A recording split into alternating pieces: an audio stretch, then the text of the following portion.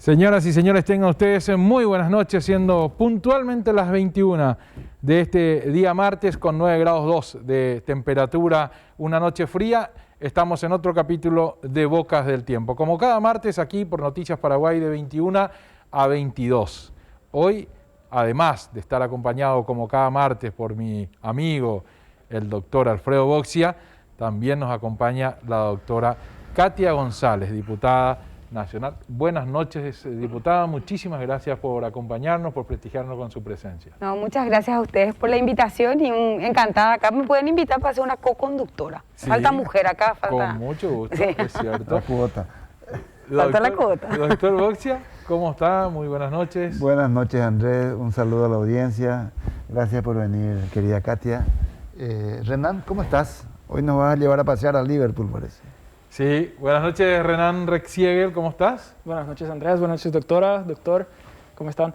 Hoy tenemos un especial de el cuarteto de Liverpool, el famoso, los Beatles, ¿verdad? Vamos a tener músicas de algunos éxitos que ellos tuvieron en su época, coincidentemente, del año 1965, 66, 67 y 68. La época del doctor Boxia. Yo estoy un poquito más hacia acá y la doctora Katia mucho más hacia acá. Pero es un clásico, así que mucha gente hoy me escribía, yo ponía en el Twitter que vas a ejecutar esos temas y mucha gente que no le gusta la política, igual dice, bueno, me voy a aprender por el tema de los Beatles, Renan Rexiegel. Así que vamos a disfrutar de esos temas hoy con Renan. Diputada, tantas cosas que hablar con una de las personas más activas en el Parlamento, sumando ambas cámaras. Creo que el protagonismo que ganó la doctora Katia González con su trabajo, con su día a día, es indiscutible. Y hoy, invitándola para hablar de dos temas que en las últimas semanas tuvieron mucha repercusión, pero por supuesto con ella se puede hablar de todo. Pero vamos a comenzar con esos dos temas. Le quiero plantear, diputada, hablar de lo que está pasando en la gobernación de Central, ese desfalco que cada vez se descubren más cosas y cada vez es más grande. Y después, en el siguiente bloque, vamos a hablar de lo que pasó hace muchos años en Itaipú, pero que sus efectos todavía siguen y son muy, muy perniciosos. Sí, en realidad el día de hoy justamente en la Comisión de Cuentas y Control que preside el diputado Edgar Acosta junto con la diputada Celeste Amarilla, Sergio Rojas, Marcelo Salinas y quien les habla, recibimos a 7 concejales departamentales que trajeron su inquietud, su duda. Nosotros como representantes del Departamento Central deberíamos asumir un compromiso mucho más serio de acompañamiento político a una denuncia sumamente grave que involucra nada más y nada menos que fondos públicos multimillonarios. Para contextualizar, hay que decir que el presupuesto de la gobernación del Departamento Central de manera anual asciende a 160.000 millones de guaraníes.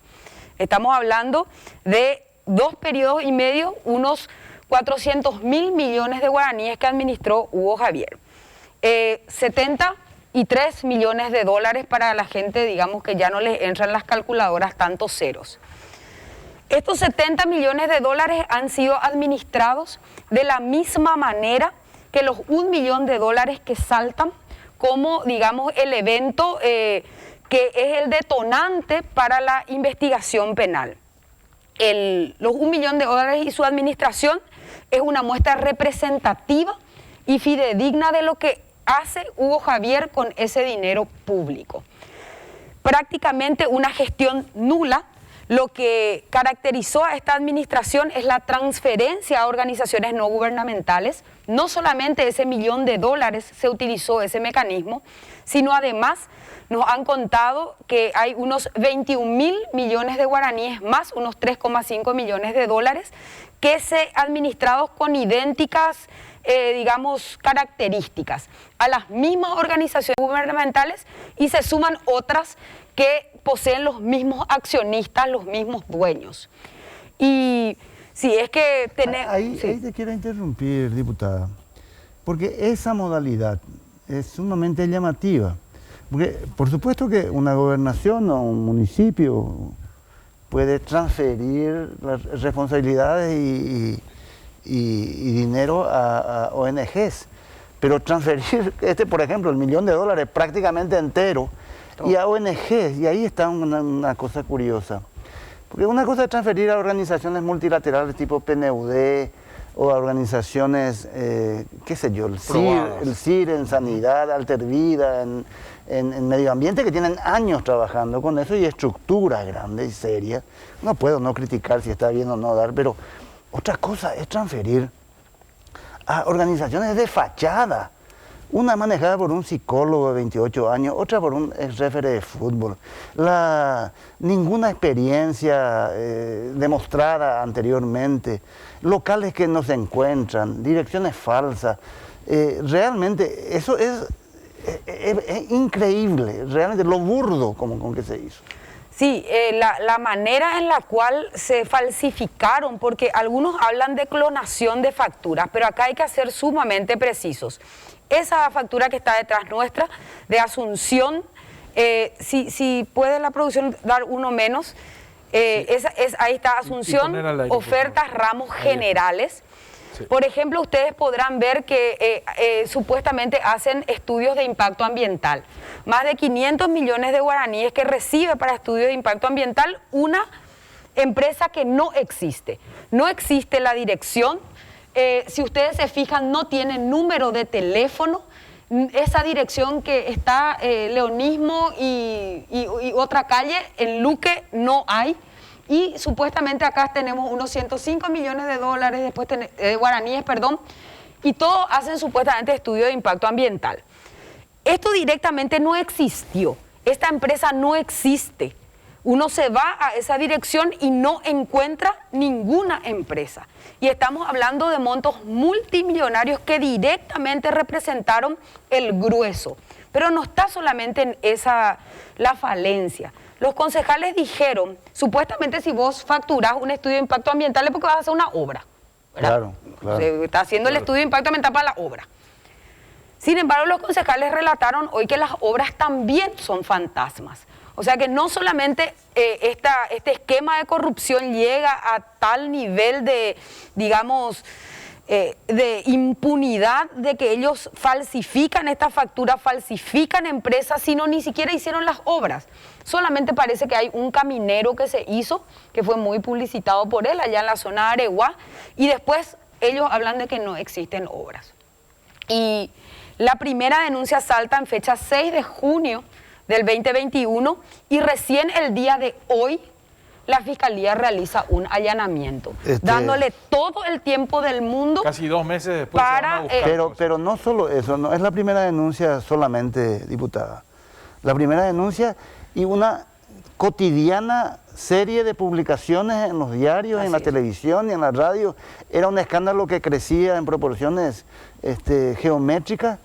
Pero doctor, yo digo, bueno, hay grados y grados de responsabilidad y el Ministerio Público puede decir, no, mientras sea una denuncia de la prensa nosotros no nos metemos, hay criterios, ¿verdad? Los famosos criterios dentro del Ministerio Público, un fiscal puede tomar, otro puede no tomar lo que dice la prensa. Pero vos te acordás que estuvo aquí, donde está sentada hoy la diputada, estuvo el mismo viceministro de Tributación. Que anunció aquí en nuestro programa acá, dijo, nosotros estamos cerrando el caso y en las próximas horas vamos a hacer la denuncia oficial del viceministerio de Tributación al Ministerio Público. Y lo hizo el jueves siguiente. Con el ministro de Anticorrupción. Correcto. En una conferencia de prensa. Y acercó todos los papeles. O sea, ahí le preguntaron al fiscal Estigarribia qué pensaba hacer con eso. Y bueno, están respondiendo un pedido de informe que le hicimos como hace un mes. O sea, es impresentable que la Fiscalía, el Ministerio Público, se comporte como una tortuga artrítica ante uno de los más escandalosos desfalcos que se ha hecho a nivel de gobernaciones en Paraguay. Sí, porque en realidad es demasiado burda la manera en la cual ha rendido cuentas esta ONG, pero realmente acá el Ministerio de Hacienda también tiene que explicar una cosa, porque eso es lo que denunciaron también los concejales el día de hoy. Ya en el año pasado, más o menos en junio del 2020 estamos hablando, un año atrás, estas empresas ya fueron denunciadas en Contraloría por los concejales departamentales. Y hay que decir que para que una ONG reciba dinero público, debe realizar su rendición de cuentas y debe estar aprobada esa rendición de cuentas que le da como una suerte de código o barra. La negligencia en la cual cayó el Ministerio de Hacienda es muy grave, porque 21.000 millones de guaraníes denunciados como irregularidad, de todos modos, aunque no hayan hecho rendición de cuentas ni tenían el código, ellos continuaron recibiendo y recibieron más estos 6.000 millones de guaraníes o $1 millón. Entonces estamos hablando de una cuestión, ¿quién controla? ¿Qué permeable es el Katia, sistema? vamos al primer escalón, que sería la Junta Departamental, que es la que debería controlar las acciones del gobernador. Y la Junta Departamental, incluso hace una semana y poco más, tiene todavía una mayoría dada por colorados y un liberal. Sí. Y antes era... del equipo de Dionisio Amarilla, un liberal. Por eso acá hay que individualizar las piezas. Sí, que se niegan a avanzar en el proceso de... Había un patriarcalista también que al principio... El patriarcalista parece que presionado por las circunstancias cambió una actitud crónica de apoyo al... Porque en las primeras denuncias él estaba como cómplice, digamos, ¿verdad? Y después se pasó al otro bando como denunciante también. Pero hoy son estos concejales que estuvieron con ustedes, son liberales. Son todos liberales, son 7 liberales que realmente están trabajando de una manera muy orgánica, muy disciplinada, están haciendo las veces inclusive de detectives. Pocas veces, digamos, tenemos ese compromiso por parte de nuestras autoridades, a pesar de las amenazas, de los trueques, de una serie de situaciones que se dan a nivel del Departamento Central, en donde hay que decir también, uno cruza calle Última y las noticias no se amplifican con la magnitud que se amplifica en la capital, y eso deja también al descubierto a las personas que se animan a denunciar corrupción. Entonces, hoy tenemos una realidad en nuestro departamento. Creo que él será el número 2 en cachaca, pero el número 1 en corrupción, y eso hay que decirlo. Nosotros esperamos una reacción por parte del Ministerio Público, que nuevamente orienta su investigación únicamente a las empresas, como si fuera que no hay un ordenador de gasto ni un circuito de auditoría interna. Hoy parece que allanaron finalmente la gobernación. Pero después de todo esto también, lo que comentábamos antes, nosotros hablamos de este tema seguramente hace un mes acá, y nos llamaba la atención lo burdo del montaje, la cantidad de pruebas que se están encontrando, apenas uno empieza a ojear, la sensación de que actuaban con una impunidad completa, la manera tan simple de falsificar facturas, como si nadie jamás las va a controlar. Como si tuvieran la promesa de que van a salir impunes. Me huele que esto va a terminar muy mal para el número 2. No sé si él, pero y esto lo conversaba con la doctora Katia antes de entrar al aire, y ojalá no termine cortándose la piola por lo más fino, es decir, con algún chivo expiatorio que hizo mal las cosas desde adentro nomás, y que él nomás fue el funcionario infiel y que finalmente se lleva toda la responsabilidad penal. Sí, porque les cuento que otra de las denuncias que formularon los concejales es que el propio gobernador cambió ya las facturas, están ahí las muestras. O sea que esas facturas apócrifas fueron cambiadas por facturas verdaderas.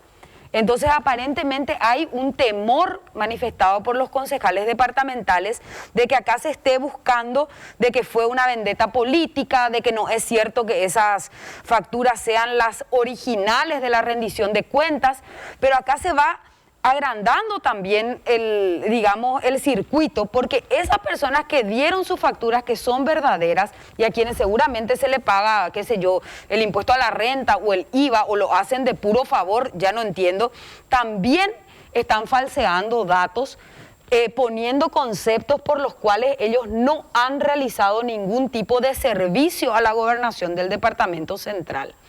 Son situaciones muy, muy graves las que están aconteciendo.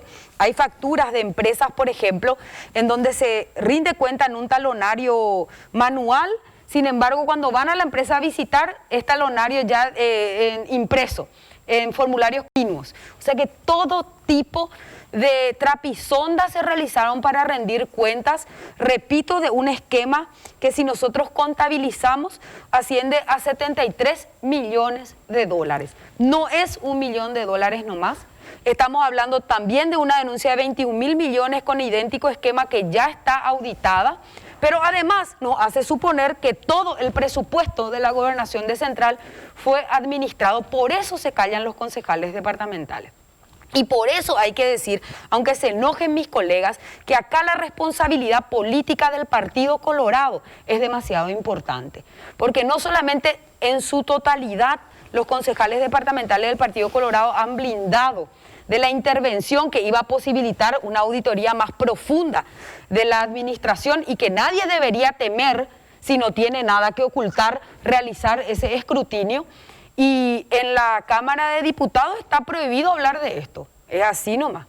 Está prohibido hablar de esto. Esperemos que mañana se pueda dar un debate respetuoso, un debate donde podamos nosotros exponer, aunque sea de la manera más ácida y con adjetivos calificativos que a veces no le gustan a los colegas, pero acá hay un robo escandaloso por parte de un administrador que quiere decir que él no tuvo nada que ver porque supuestamente son ONG. Esa ONG está trabajando con él y son pocas las organizaciones no gubernamentales que están ganando todo el presupuesto de la gobernación. El ordenador de gasto es el gobernador, el número 2. Después se puede decir que tiene allí un monje negro que es el que realmente maneja, un señor que fue aduanero, claro, maletinero de aduana, un señor con una historia de corrupción bastante grande, pero eso tendrá que explicarlo el número 2, el ordenador de gasto es él.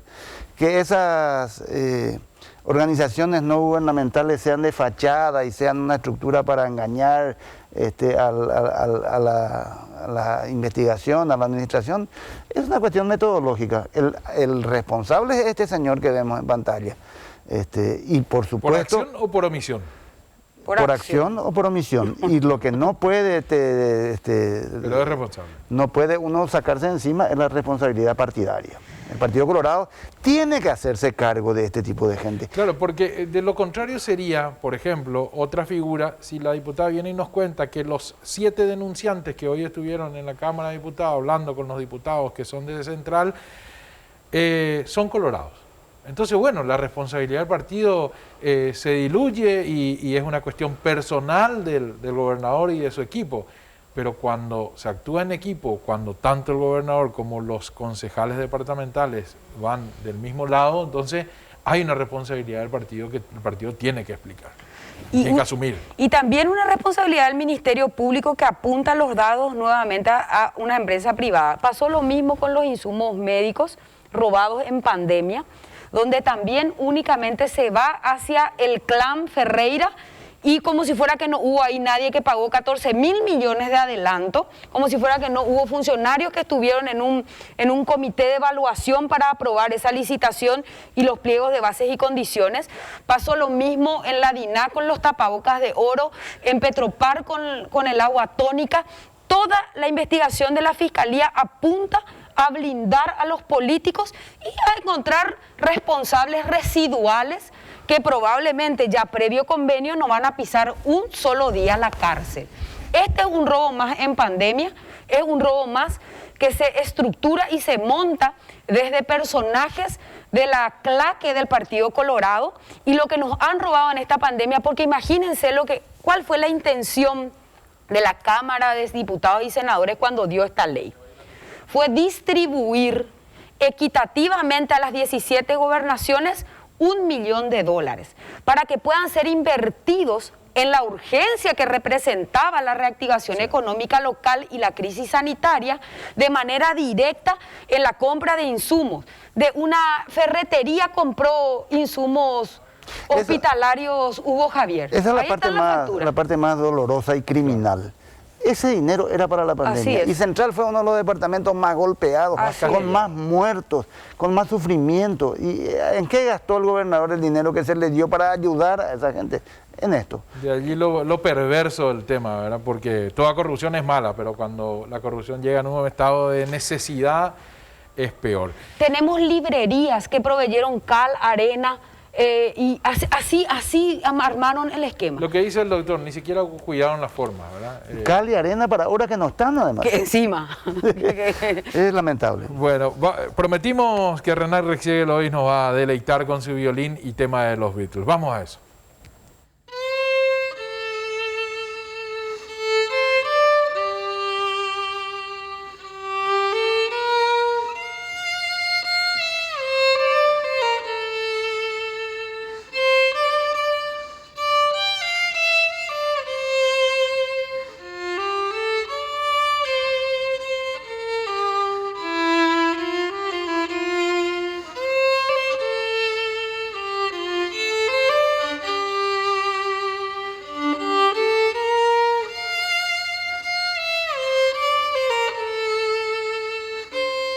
Bien, diputada Katia González, estuvimos en la semana en la que transcurre y en la anterior enterándonos de algunas cosas que saltaron.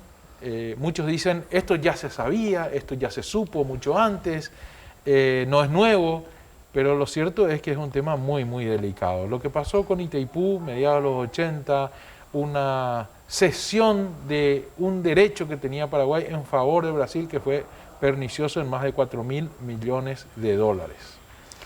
Sí, en realidad la cifra es mucho mayor y hoy justamente tuvimos una reunión en la bicameral donde estuvo presente el Contralor y su equipo auditor que brindó más detalles, ¿verdad?, de esa cifra global nomás. Y además estuvo el Procurador General de la República y la Fiscala General del Estado. Tres personajes, ¿verdad?, muy importantes en este trípode si es que realmente queremos desestructurar esta gran corrupción que acaeció en la binacional. En primer lugar, tener en cuenta de que los efectos de esa decisión que data del año 85 de conceder en violación del tratado del anexo C al Brasil, quien alegaba una crisis económica que le imposibilitaba cubrir la deuda, una reducción de tarifa no solamente produjo ese perjuicio de 4.100 millones de dólares, que es lo que representa el préstamo. Además, esa tarifa que tuvimos que pagar como paraguayos de manera abultada posteriormente porque se tuvo que contratar otro préstamo para cubrir esa deuda, y eso obviamente en la tarifa aumenta lo que es el costo de la energía para los estados contratantes, representó un perjuicio de más de 989 millones de dólares que tuvo que pagar la ANDE. No solamente eso, se descubrió además que hubo un trato asimétrico, porque cuando en el año 2002 el Paraguay también tiene problemas económicos para cumplir y honrar su deuda con Itaipú, le dice Brasil, todo bien, te vamos a financiar la deuda, pero te vamos a cobrar el 12% de intereses anuales.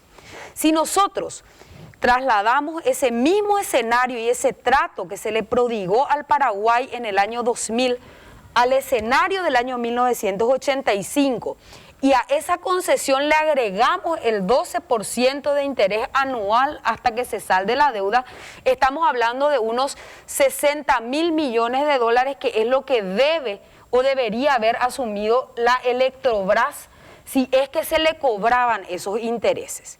Esos son datos que justamente se revelan en varias hipótesis que realiza la Contraloría General de la República de los escenarios virtuales que se hubiesen sucedido si ocurría tal o cual cosa, ¿verdad? Por eso no podemos decir solamente que el perjuicio patrimonial es de 4.000 millones, sino tenemos que adicionar estos intereses que no se le cobraban al Brasil y además esto de la ANDE, ¿verdad?, que produjo. ¿Quién le pagamos? Nosotros, porque el consumidor final es el que paga la deuda, ¿verdad? Lo que vos decías, Andrés, es cierto. No es una novedad, una cosa así, nos descubrimos ahora. Sachs, el experto economista, ya decía que la deuda ya estaba pagada con todo esto. Una vez entrevistamos a Miguel Carter, ¿te acuerdas? Sí, me acuerdo. Que dejó que escaparan unas lágrimas, incluso haciendo el relato de todo lo que el Paraguay podría haber hecho con ese dinero en estos 20 o 30 años. Pero eran versiones privadas, de expertos, respetados o no, pero es la primera vez que un órgano oficial del Estado, la Contraloría General de la República, se expide, dictamina sobre una cuestión que le fue encomendada a estudiar aproximadamente una década atrás, ¿verdad? Y eso le da otro cariz, ya no es una opinión, me parece que Brasil nos jodió, es un dictamen de un organismo oficial de la República del Paraguay. Eso le da a toda esta discusión una visión completamente distinta. El tema nomás es, diputada, ¿qué hacemos con esa información oficial que tenemos? Y en realidad justamente nosotros reclamamos la presencia del señor canciller porque acá es el Poder Ejecutivo quien debe no minimizar los impactos de este informe y debe señalar la hoja de ruta que va a realizar, que puede ir por varios andariveles.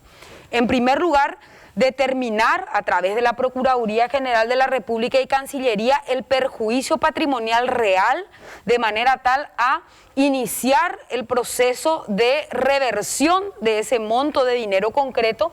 Y en segundo lugar, esta es una arma política para la renegociación del anexo C.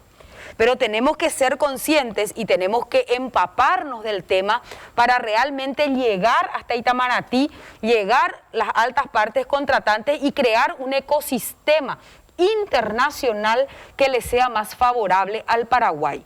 De lo contrario, nos va a pasar lo que nos pasó en el 85 y en el 97. Van a venir, nos van a aplastar y van a finalmente salirse con la suya. En este momento, Paraguay debe definir primero qué quiere hacer con su energía, y eso no tenemos. Desde el Frente Parlamentario contra la Corrupción y la Impunidad nosotros venimos realizando una serie de charlas mensuales, porque nosotros fuimos excluidos de la comisión de seguimiento del acta bilateral, y le trajimos a Christine Foll, de la Universidad de Duke. Un grupo de investigadores ha realizado un estudio profundo de lo que significa Itaipú, y ellos señalaban que como los tigres asiáticos en aquel tiempo habían determinado qué era lo que la economía mundial iba a necesitar en 30 años. Así despegó la economía de muchos países europeos. ¿Qué es lo que tenemos que hacer? Por ejemplo, ella daba una sugerencia: pilas de litio. Todo apunta a que nosotros vamos a tener autos eléctricos, que esa es y Paraguay puede con esa energía industrializarse. La tesis de Canese es lucro, es renta energética, traer ese dinero acá e invertirlo como nosotros, vender nuestra energía en síntesis al precio de mercado. Y la tesis de tanto de Fabián Cáceres como de Pedro Ferreira, que también estuvieron invitados, es realizar un saneamiento y realmente construir todas las obras de infraestructura que requiere la ANDE para el uso y disposición de nuestra energía. Hay opiniones súper interesantes, gente que ha dedicado su vida a estudiar esto, y sin embargo nosotros vemos un presidente con una actitud timorata desde el comienzo entreguista, porque lo que ellos intentaban hacer el año del 2019 era hacer un negocio lucrativo, ya introduciendo a una empresa privada que estaba vinculado a Bolsonaro. La gente tiene que ser muy clara y categórica. Mario Abdo Benítez no puede negociar el anexo C del Tratado de Itaipú. Esto tiene que ser un tema de promesa electoral con una decisión sujeta a plebiscito, donde nosotros podamos decirle a la gente y que la gente participe activamente qué realmente debemos hacer con nuestra energía. Esa por lo menos es nuestra propuesta. Nosotros en el mes de diciembre vamos a tener ya un cuestionario ciudadano para socializar. Estamos trabajando fuerte y seriamente en este tema. Ahora, terminamos en lo mismo que de lo que hablábamos recién de la gobernación central. Este tipo de negociaciones no son flojas porque nuestros negociadores lo hicieron mal. Este tipo de errores o de concesiones siempre vuelven rico a alguna gente. La expresión de los varones de Itaipú no surge de la nada. Hubo mucha gente que tuvo que haber vendido la soberanía para allá. Y esto va a terminar en la fiscalía, de nuevo, con Sandra. ¿Hay alguna posibilidad, si ni en las actas de Itaipú pudo hacer nada, de que saque alguna resolución, alguna investigación seria sobre esto? Sí, en primer lugar hay que decir que nosotros le preguntamos al Contralor una pregunta monosilábica. Responda con sí o no.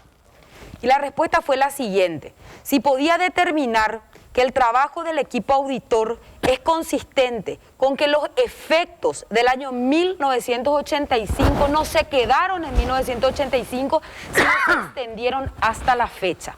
Y la respuesta fue sí. Significa que esa posición de algunos juristas, algunos muy respetados, otros no tanto, ¿verdad? Pero otra gente que hoy está jugándole el juego a la impunidad, diciendo que estos hechos están prescriptos. Y la verdad es que si nosotros somos audaces en el abordaje de la investigación, al tener efectos sucesivos que se prolongaron en el tiempo hasta el día de hoy, esto no es una muerte. Si yo agarro, quito un arma, te disparo en el corazón y te mato, la gente va a saber que el 27 de julio a las 9 de la noche se produjo tu deceso y de ahí parte la prescripción de ese hecho punible. Correcto. Pero en este caso puntual hay efectos sucesivos que hasta hoy nos perjudican. Entonces, ¿de dónde sacan para tan rápidamente dar un titular donde se diga que los hechos punibles están prescriptos? Eso es hacerle juego a la impunidad. Y yo lo digo muy responsablemente, yo no soy una penalista de pura cepa, pero esta opinión yo la estuve consultando con otros expertos que hoy están invisibilizados en sus voces. ¿Por qué? Porque a mí la lógica me dice que algo que pasó hace 20 años yo ya no puedo investigar porque ya está prescrito, porque es 5 años nomás, y no es así. Y le preguntamos a Sandra y dijo que hace 6 días nomás inició la investigación y que ella no podía dar una fecha de cierre, o sea que no hay una estrategia. Pero ¿se puede determinar nombres y apellidos de los principales responsables de este tema? Claro que se puede determinar, todo está documentado, de hecho que la Contraloría accedió a las actas donde justamente una pregunta era porque como ya empiezan a mezclarse los condimentos, alguna gente dijo que Enzo de Bernardi en su momento había dicho públicamente que sabemos las causas de esta negociación, pero no podemos predecir los efectos que producen. La causa era la crisis brasilera y la presión supuestamente. Pero cuando uno va a las actas, ve la posición de Bernardi y la posición fue unánime. O sea que votaron de manera unánime para violar el tratado, incluyendo los consejeros del lado paraguayo. O sea que ¿de qué me sirve a mí salir y dar una declaración y decir los efectos no sabemos y hacernos del dramático ahí, ¿verdad? Sin embargo, yo voté en el acta, entonces nosotros claro que vamos... hubiese dejado la disidencia. Exacto, hubiese dejado una resalva o lo que sea. La realidad es que nosotros podemos en esta documentación ver no solamente quiénes votaron, sino el debate que motivó, digamos, esta decisión antipatriótica, entreguista y que finalmente ocasiona un perjuicio enorme al Paraguay. Porque hay que situarse también en el contexto histórico. ¿Qué hubiese pasado si nosotros teníamos esa plata desde el 85? Claro. A lo mejor no hubiésemos tenido esta crisis sanitaria. O sea que las especulaciones son inmensas. Por eso yo no puedo decir que le quito o le mitigo la pena a un actor principal solamente porque él salió a anunciar como si fuera que no tenía la lapicera ni el poder de decisión. Y los colorados están manipulando mucho eso, queriendo, digamos, arroparse de un supuesto patriotismo que llega al absurdo de decir que gracias a ellos existen las represas. Y que si no existían luego las represas, hoy no iba a haber. Y entonces ellos se convierten en verdugos y en salvadores de la patria al mismo tiempo. Cuando en realidad son los grandes responsables históricos del latrocinio continuo y sucesivo de hace 70 años en el Paraguay. El presidente del Partido Colorado hoy intentó desviar un poco la responsabilidad exclusiva del Partido Colorado. Dijo, acuérdense que también hubo gente de la oposición liderando Itaipú y además también formando parte de sus consejos. Y acá hay que entender que gracias, porque mira que no es santo de mi devoción, pero acá hay que reivindicar el gobierno de Lugo. Fue Lugo el que realiza un acuerdo con Lula que permite el ingreso y la realización de esta auditoría. El único periodo cortito que estuvo la oposición, donde Mateo Valmelli ordenó, y existen actas justamente donde él mismo ordenó esta auditoría, puso a disposición la documentación, después se cerró otra vez, ¿verdad? Pero acá hay que decir que el avance que hubo en el gobierno de Lugo con respecto a la transparencia o de dónde sacaron los 360 millones de dólares que trae el acuerdo Lugo-Lula, donde justamente ya se discutían estas asimetrías. Entonces, la ventanita que se abrió, y claro que con sus errores también, de transparencia en Itaipú fueron esos 4 años. Ahora, después amigo, tenemos hermetismo y hermetismo. Lo que me llama la atención, bueno, primero yo creo que hay que señalar, hay que darle el mérito también a Camilo Benítez, el Contralor General de la República, que está por cumplir su mandato y ¿Se presenta otra vez? ¿sí? Sí. Y creo que esto de haber tenido la valentía de presentar esto, Claro. Es un dato muy importante a su favor. Porque requiere una valentía realmente. Sí, señor. Contra la corriente. No, y la presión que recibió seguramente que el contralor de su propio partido es algo terrible, y a pesar de eso él decidió dejar esta herencia y suscribir, ¿verdad? Nosotros valoramos muchísimo eso, ¿verdad? Lo otro, Katia y Andrés, es lo que nos debe preocupar, y a la ciudadanía también, es la actitud con la cual vamos a enfrentar a muy corto plazo las negociaciones de 2023. ¿verdad? Nuestros antecedentes cercanos, el acta entreguista, el intento de entregar nuestra soberanía, ¿cuándo fue? En el 2019. Mayo. Del 2019. Sí. 2019. 19 de mayo. Suerte que se descubrió, porque alertó a la gente de que cuál es la intención de algunos miembros de este gobierno. En segundo lugar, este recuerdo que golpea, porque sorprende, porque nos hace hablar del tema, creo que debe servir como una llamarada de atención para quienes vayan a negociar. Porque la gente no habla de Itaipú, porque Itaipú es demasiado complejo, es demasiado técnico. Pero sin embargo, y se demostró justamente en la campaña electoral de Lugo, que por primera vez en todos estos años de transición se embanderó con la cuestión de la soberanía energética. Nunca se había hablado, ni con los candidatos opositores antes, ni los colorados, del tema de energía. Itaipú era un tema ausente de las campañas electorales. Recién apareció en esa campaña del Lugo. ¿Y qué se descubrió? Que en la gente, que en el paraguayo común, hay una cuestión nacionalista de soberanía, de orgullo, que hace que sea muy sentido este tema. Y esto deben escucharlo muy bien los colorados u opositores que vayan a negociar en el 2023. Hay una herida histórica que ahora vuelve a salir a flote y que puede hacer que tengan por lo menos un poco más de miedo del enojo de la gente. Ojalá que sirva para esto por lo menos, porque en sus consecuencias jurídicas o penales yo no creo mucho. No, pero sobre todo acá hay que decir que la mayoría de los expertos coinciden en que el Paraguay debe buscar aliados estratégicos dentro de la comunidad internacional, sobre todo, para tratar, digamos, de menguar esa asimetría que existe con el Brasil. Y la única manera es encontrando aliados estratégicos en la comunidad internacional que se ocupen y se preocupen de revisar, por ejemplo, este informe, de revisar las condiciones del tratado y de tomar una posición, a lo mejor no abierta, pero por lo menos en defensa de un país que, digamos, en cuanto a extensión, en cuanto a preparación, en cuanto a un montón de cosas, es muy inferior de lo que representa el Brasil, pero muy igual en lo que representa el trato que se nos tiene que dar como socios condóminos de la represa. Y yo sumo a lo que decía el doctor Boxia, suscribiendo lo que decía la doctora Katia, que en las próximas generales, en las próximas elecciones para el presidente de la República 2022-2023, el elector, nosotros, los comunes, tenemos que fijarnos un poquito en cuál es la propuesta de cada uno de estos candidatos en el tema Itaipú, porque eso va a marcar, es una oportunidad histórica y va a marcar mucho nuestro futuro. Entonces, ese ganador, el que tenga la lapicera en el 2023, va a ser un actor principalísimo al momento de esa negociación. Por lo tanto, tenemos que escuchar, tenemos que ver todas las opiniones o las opciones y que ello pueda decidir el sentido de nuestro voto. Vamos a una pausa y a la vuelta estamos en el tramo final con nuestra diputada Katia González, disfrutando mucho de esta charla. Antes, Renan Redzepier y un tema de The Beatles.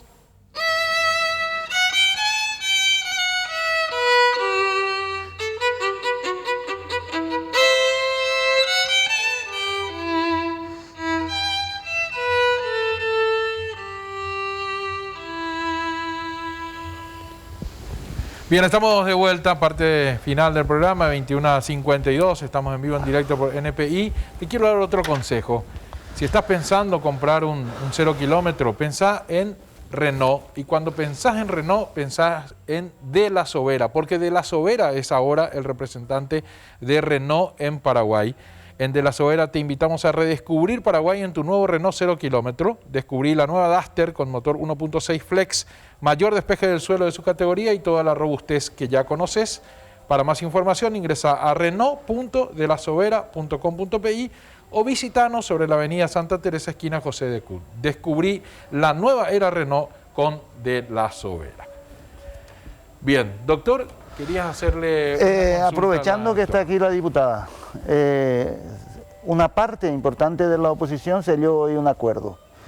¿Qué opinas de lo que está pasando con Nakayama?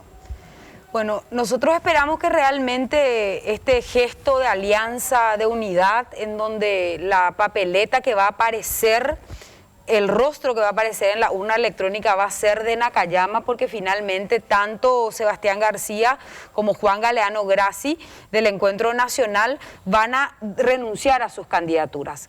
De manera tal a no generar esa confusión, se sellaron algunos acuerdos interesantes. Nosotros a nivel partidario preparamos un programa de manera tal a que no sea simplemente un acuerdo electoral, sino un programa de gobierno, que obviamente hay que desarrollarlo, hay que bajarlo a tierra, pero donde esa relación del asunceno, de la Municipalidad de Asunción con su territorio y con el propio gobierno central, que hoy es difusa, indeterminada, termine teniendo un sentido. No podemos seguir concibiendo la municipalidad solamente para que arregle calles, señalice y cubra baches, que parece que es la única función que últimamente le atribuimos. Sin embargo, no está toda la oposición allí. No, no está, y es una pena, ¿verdad? Porque en realidad yo no coincido con aquella parte de la oposición que sostiene que esta es simplemente un acuerdo electoral, al menos implica su desconocimiento. Están a disposición los acuerdos programáticos que se generaron en distintas áreas que tienen que ser abordados. Acá hay una promesa seria, acá hay una cuestión que tiene que, obviamente, está en ciernes, pero esa gente que dice y sostiene que esto es meramente coyuntural o electoral, ¿por qué no se acerca y no plantea cuál es su opción o su plataforma? O si no, estamos siendo idiotas útiles de un sistema que es el que tenemos que aniquilar. Y la oposición tiene que partir desde esa autocrítica, desde esa mirada al espejo, que no ofreció en su momento de alternancia tampoco a la ciudadanía una solución.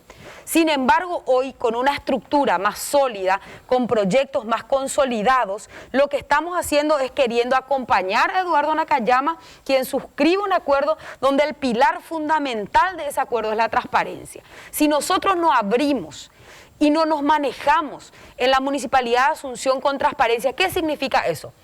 ¿Dónde trabaja el funcionario? ¿Cuánto gana? ¿Qué funciones desempeña? ¿Cuáles son las licitaciones que se ganan? ¿Qué debe proveer la empresa? ¿Quiénes son los socios de esa empresa? Todo eso está sellado en ese acuerdo, donde se habla de una transparencia absoluta de manera tal a que las claques no puedan absorberla al pobre intendente que llegue, como se hizo con Mario Ferreira. Bien, vamos a la última pausa y volvemos para la parte final de nuestro programa.